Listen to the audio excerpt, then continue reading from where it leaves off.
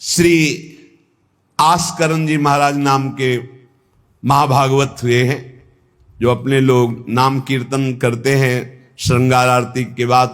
हाँ, आस्करण मधुकर जयमल नृप हरिदास जन दासा, ऐसा आता है। तो आस्करण जी के इष्ट श्री राधा मोहन जी थे।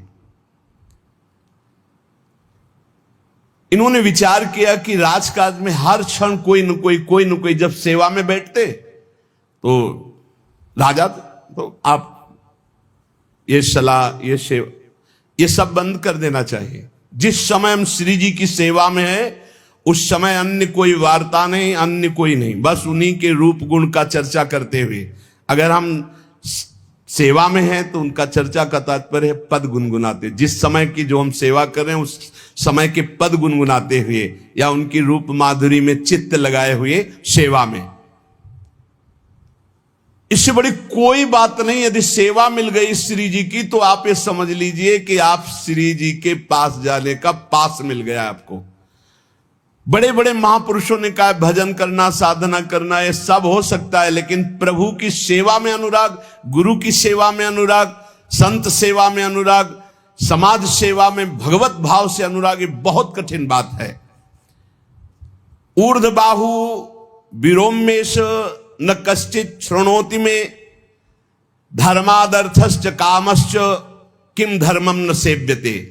भगवान श्री कृष्ण द्वैपायन व्यास देव जी कहते, मैं दोनों हाथ उठाकर कहता हूं, मेरी बात सुन लो, मान लो।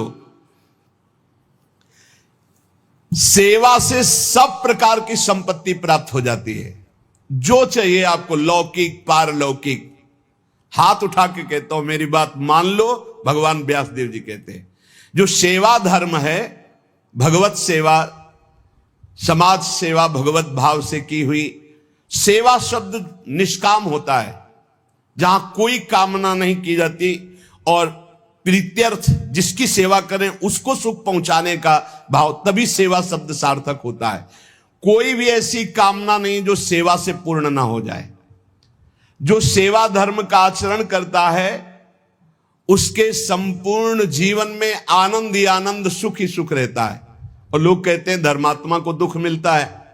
तुम क्या जानो, तुम बाहरी बात देखकर कहते हो दुख मिलता है। हृदय आनंद में वो डूबता है जो किसी भी वैभव में, किसी भी सुख में, किसी भी अनुकूलता में नहीं होता।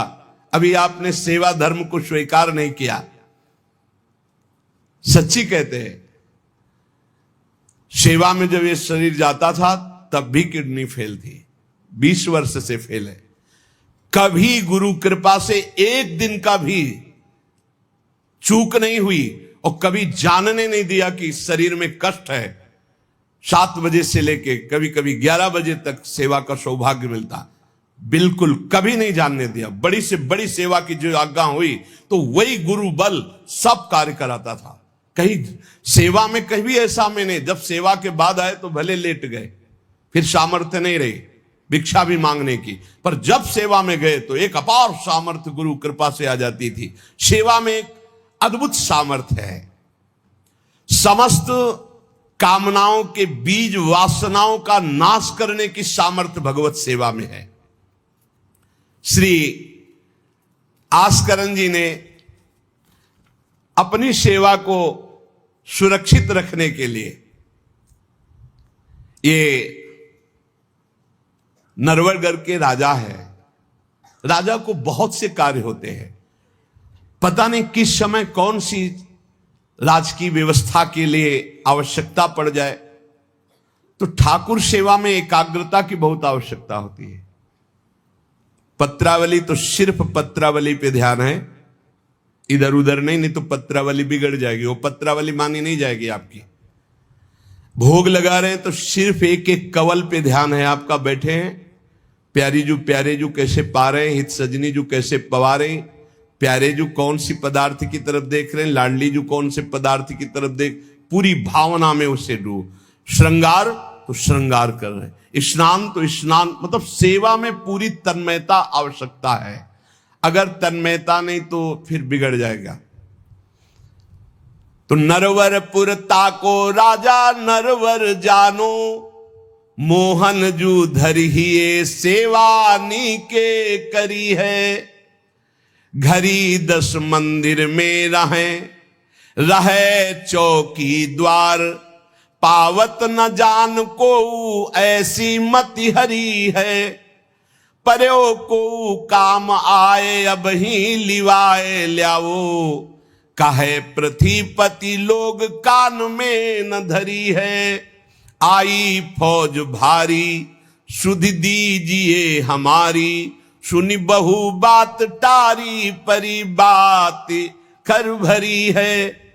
मनुष्यों में श्रेष्ठ आस्करण जी ये नरवरगढ़ के राजा थे। इनके ठाकुर का नाम राधा मोहन जी था। ये प्रेम पूर्वक उनकी सेवा में कोई विघ्न न हो इसलिए 10 घड़ी तक का कठोर आदेश दे दिया था।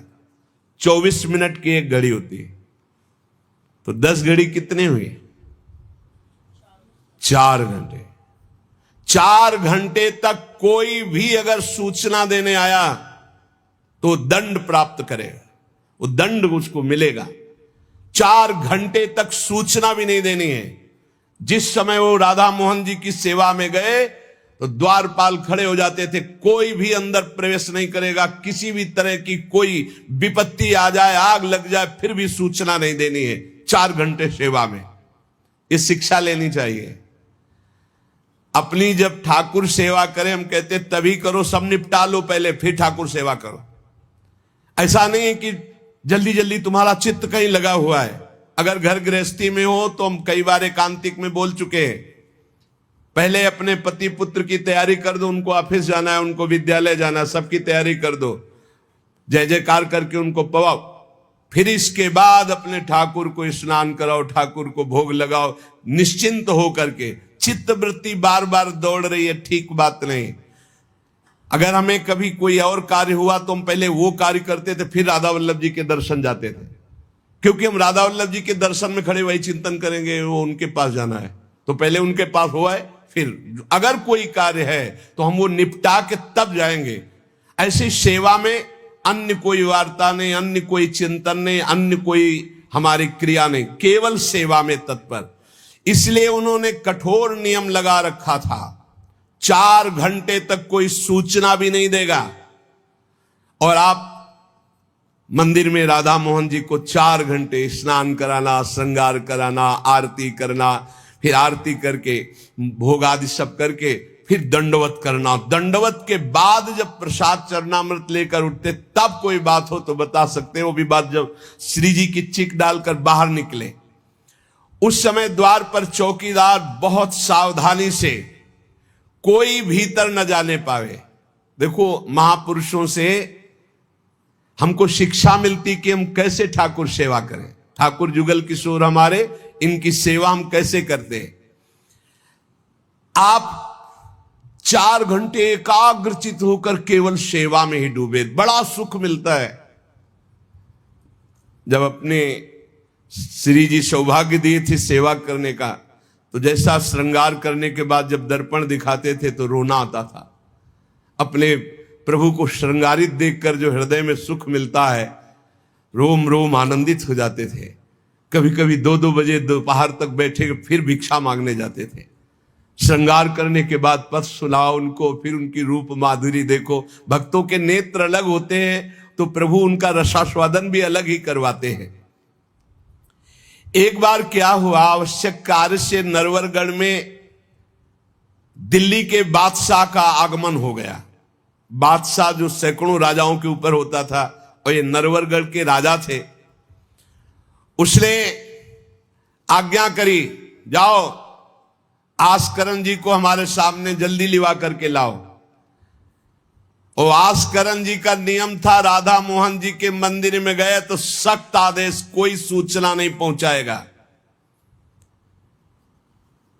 सब आस्करण जी के जो रक्षक थे उन्होंने मना कर दिया, नहीं महाराज, ये आपकी सूचना भी नहीं पहुंच सकती, 4 घंटे आ ही नहीं सकते आस्करण जी। उसको बहुत क्रोध आया, बादशाह हो, मैं आदेश कर रहा हूं, एक छोटे राजा के सेवक हमें जवाब दे रहे। बादशाह ने आज्ञा का उल्लंघन, इससे बड़ा क्रोध हुआ और उसने बड़ी सेना बुलवा ली। और सेनापति को आदेश किया कि जाओ बोल दो, नगर का नाश करवाना चाहते हो या हमारी आज्ञा का पालन करना चाहते हो?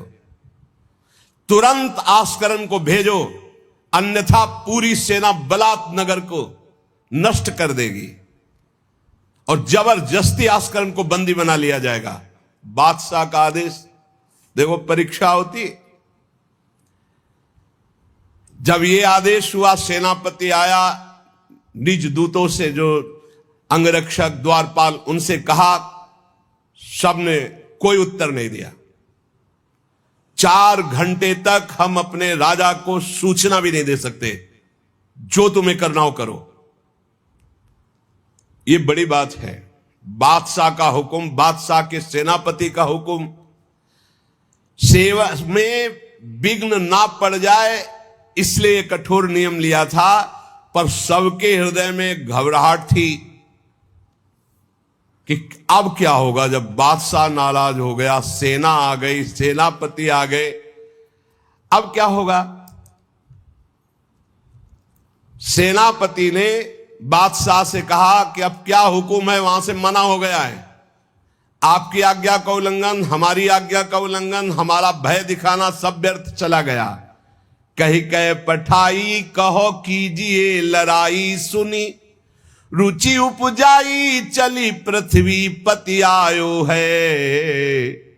पर्यो सोच भारी, तब बातों विचारी कही, आप एक जाओ गयो अचरज पायो है।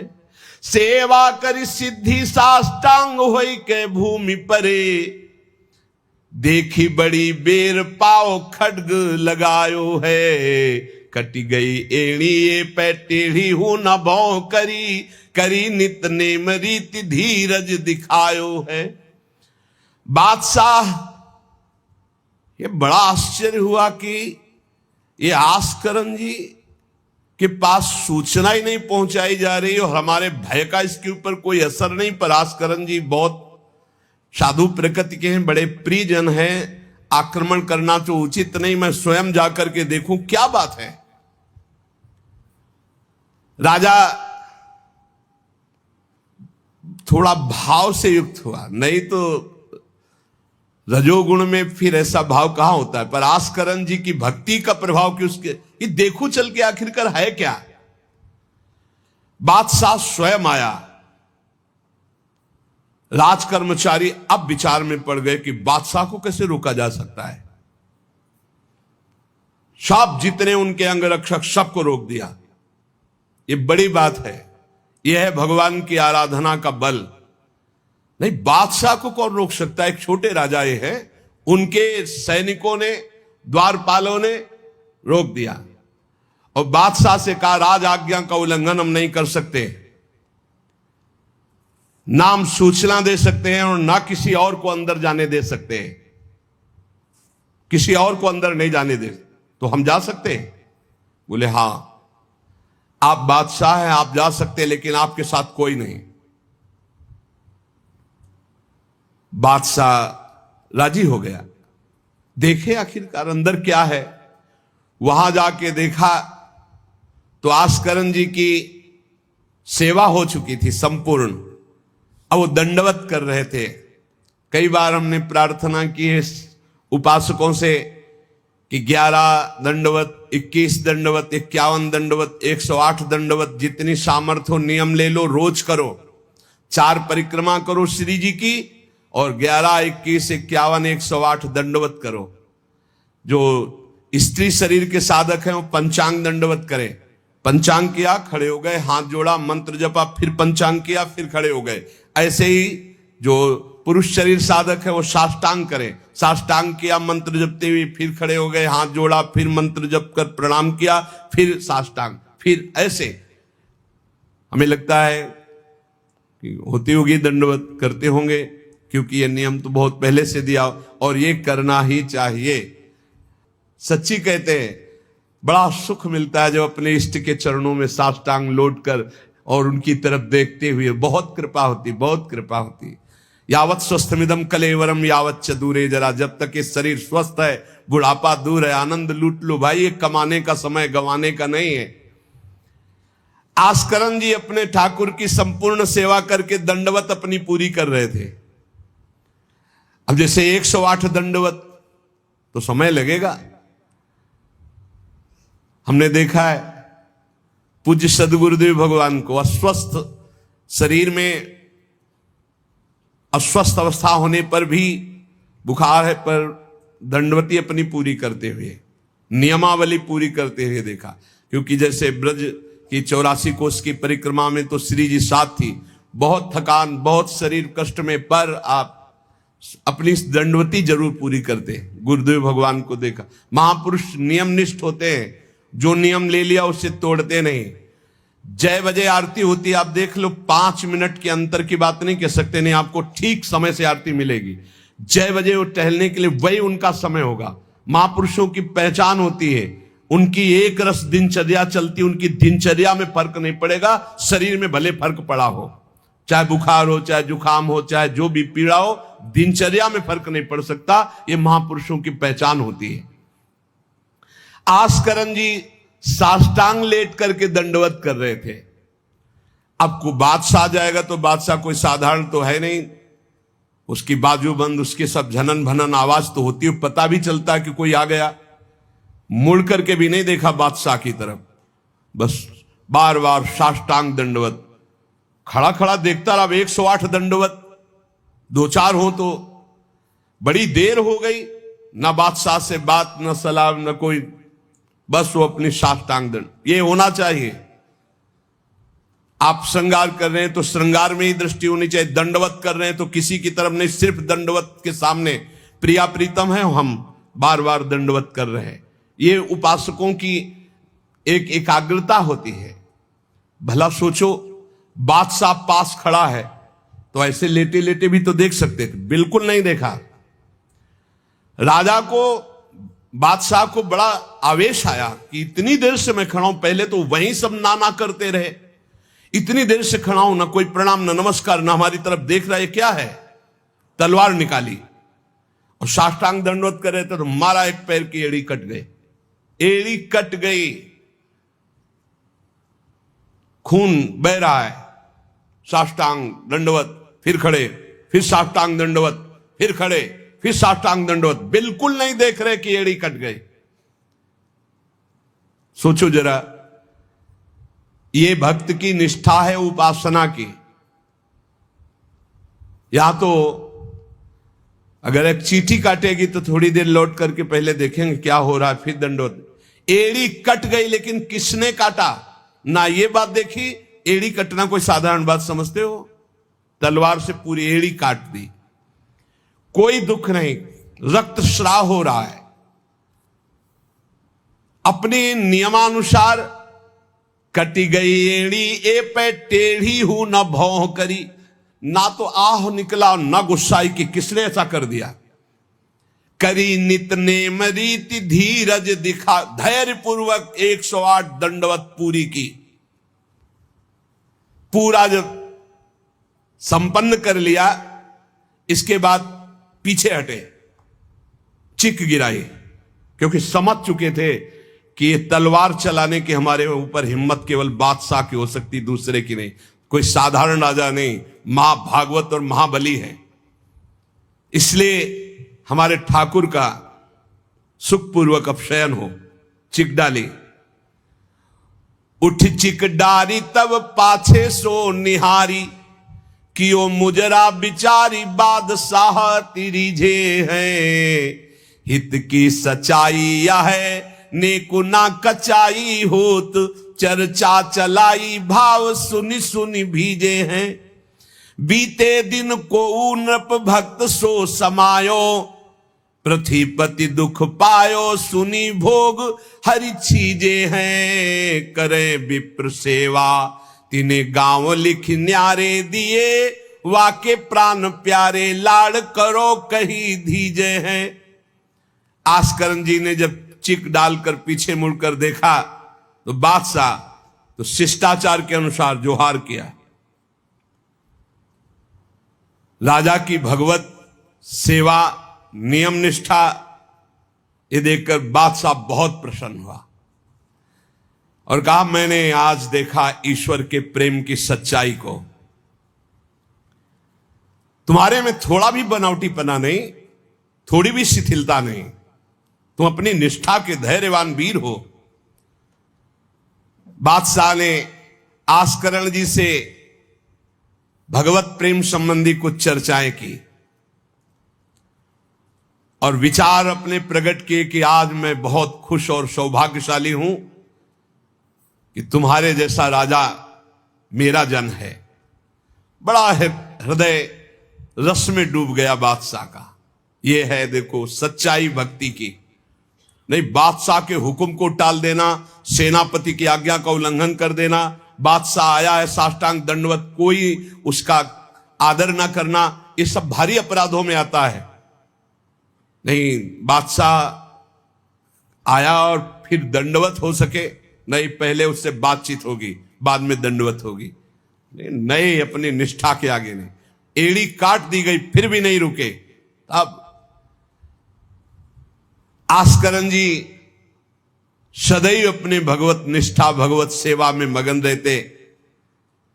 राजा बहुत प्रसन्न होकर के कहा कि अब जिस कार्य के लिए हम आए थे अब उस कार्य की जरूरत नहीं है, और अपनी जेब से अपनी रुमाल निकाल कर अपने हाथों से उनके चरणों की एड़ी में बांधा और कहा, तुरंत चलिए राजवैद्य के द्वारा इसे, और आज से हमारी तरफ से आपके ठाकुर की सेवा सुख संविधान चलेंगे। हम विशेष विशेष प्रकार की आपकी ठाकुर सेवा में सहयोग करें। आस्करण जी ने कहा, भगवत कृपा है, सब भगवत कृपा है, सेवा यथार्थ रूप से चल रही है। नियम की सच्चाई और हृदय में कोई छल कपट नहीं, रोष नहीं, ये भगवान के भक्त में विशेष लक्षण होते हैं।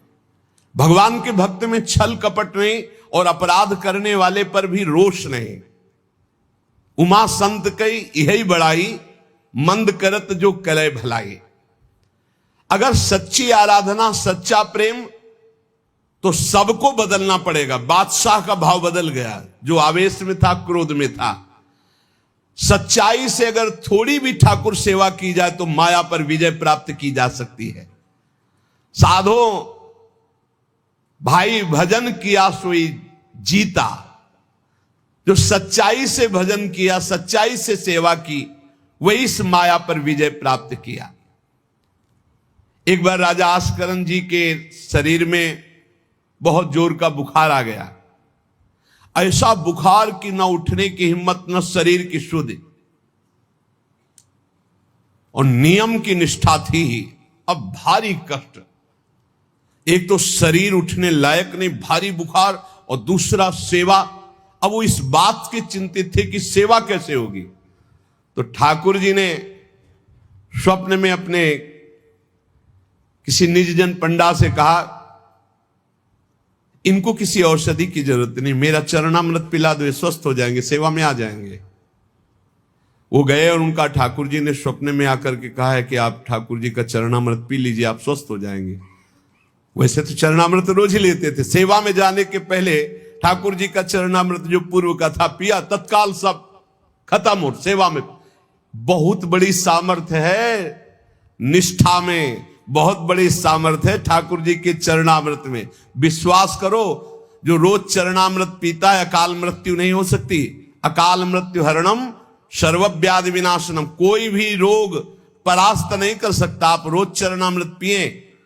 अरे भाई, आप अगर राधा नाम विराजमान किए स्नान कराते तो रोज श्री लाडली लाल का चरणामृत है। रामे लाडली जो धामे लाल जो विराजमान है, प्रिया प्रीतम राधा नाम में विराजमान है। आप अगर सेवा नहीं विराजमान किए हुए हो तो विराजमान कर लो, जीवन काहे व्यर्थ करोगे।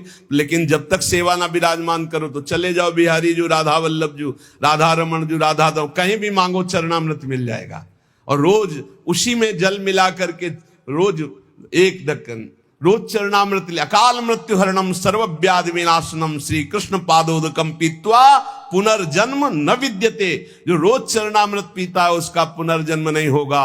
बड़ा से बड़ा रोग आएगा लेकिन उसको पीड़ा नहीं पहुंचा पाएगा, अकाल मृत्यु नहीं होगी। तो स्वप्न में ठाकुर जी ने कहा चरणामृत दे दो, सब सामर्थ्य आ जाएगी।